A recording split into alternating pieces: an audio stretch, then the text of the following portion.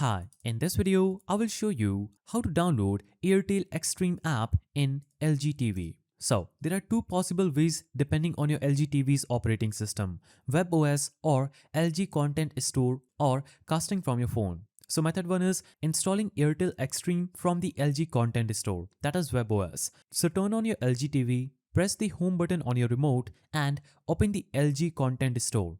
Go to apps and search for Airtel Xstream. Select the app from the result, click install. Once installed, open the app and log in with your Airtel account.